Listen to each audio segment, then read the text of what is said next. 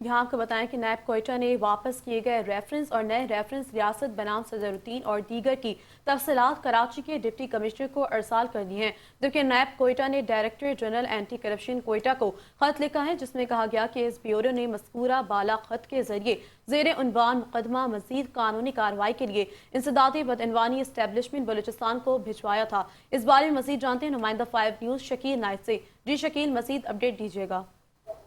जी देखें, एक रिटायर्ड अफसर है बलूचिस्तान का, उसका नाम है सदरुद्दीन। उसके और दीगर साथियों के खिलाफ एक नेब का रेफरेंस था, वो वापस ले लिया गया। उसकी कुछ मिल्कियत कराची में थी और कुछ उसकी बलूचिस्तान के मुख्तलिफ शहरों में थी। नेब के जो डीजी कोयटा हैं, उन्होंने कराची के डिप्टी कमिश्नर को तो खत लिखा, जिसमें कहा कि उनकी जो वो मिल्कियत है अब उसको वो सील नहीं है, अब वो उसको लिहाजा इंफॉर्मेशन के लिए बताया जाता है कि रेफरेंस का फैसला हो चुका है, रेफरेंस वापस ले लिया, तो इसलिए अब उनको मजीद जो है वो तंग न किया जाए, उसको मजीद परेशान न किया जाए। वो जाके अपने जो भी फ्लैट हैं, घर हैं, वो अब उसके लिए इस्तेमाल कर सकते हैं। जी शुक्रिया अपडेट देने के लिए।